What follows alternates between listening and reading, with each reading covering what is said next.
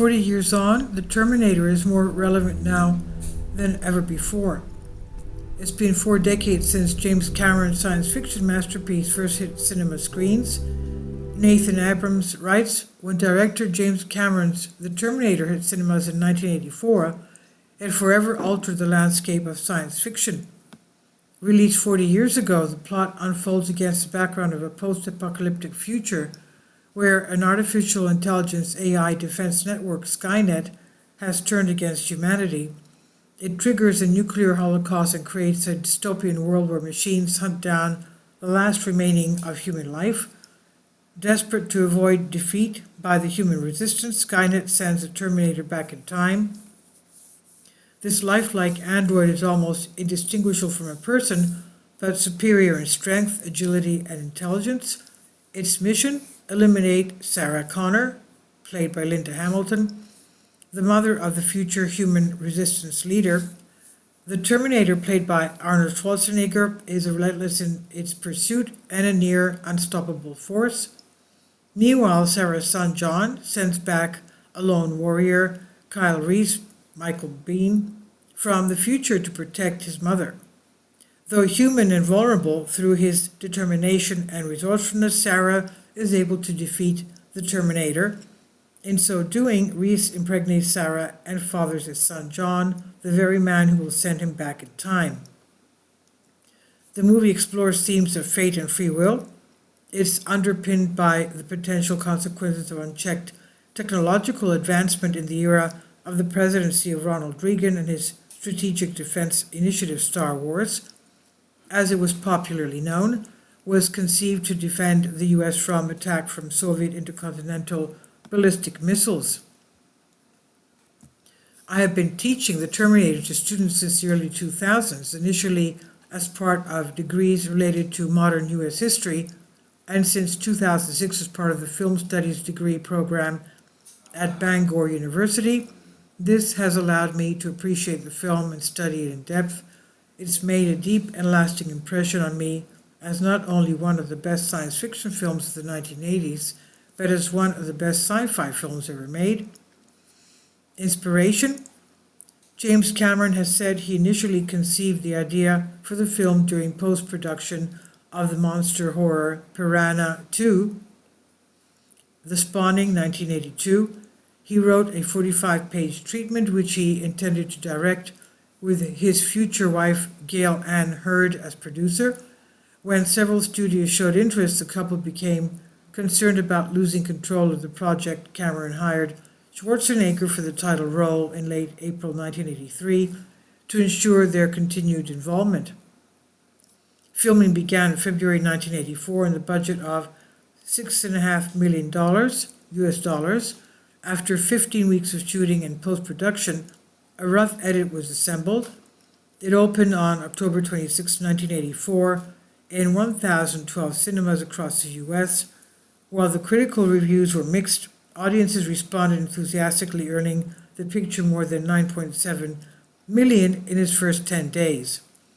The Terminator was part of a new subgenre in science fiction known as tech noir, taking its name from the nightclub in the movie. It presents technology as a destructive force. Other films of this genre include THX 1138 from 1970, Westworld 1973, Logan's Run 1976, and Blade Runner 1982. Influenced by the murderous supercomputer HAL 9000 and Stanley Kubrick's 2001: Space Odyssey from 1968, The Terminator feeds into fears generated by the revolution in computerization since the 1970s.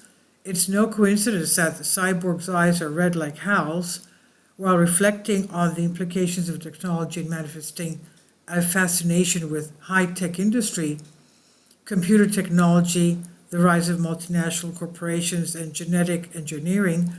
It projected a dystopian, pessimistic view of the future. Schwarzenegger first appeared on screen as the iconic T-800 at the age of 37.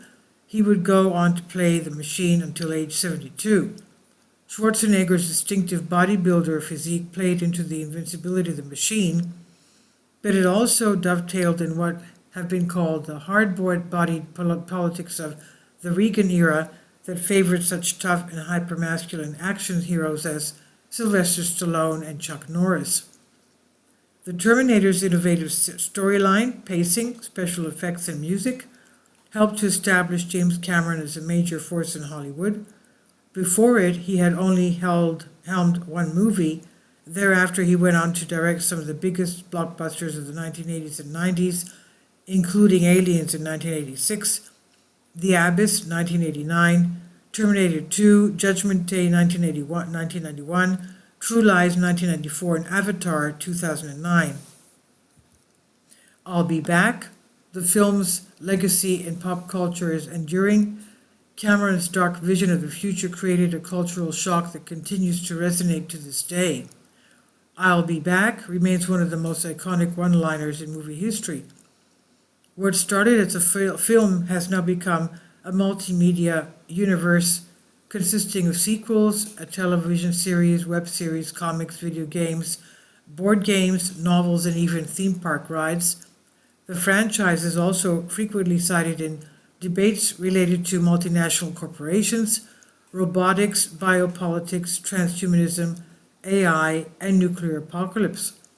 This is because the film's message and technology in the future is even more relevant today than it was 40 years ago. As Gail Ann Hurd explained earlier this year, we consider the film to have a cautionary perspective on the future of technology if we don't pay attention.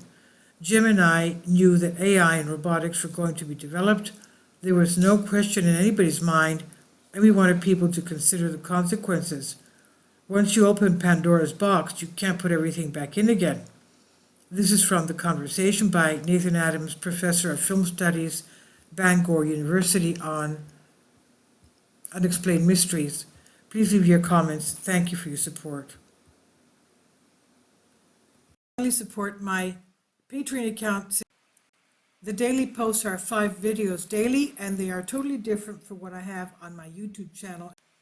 Thank you so much for your support and that you find all my content so interesting. You'll find the Patreon account details in the description box below.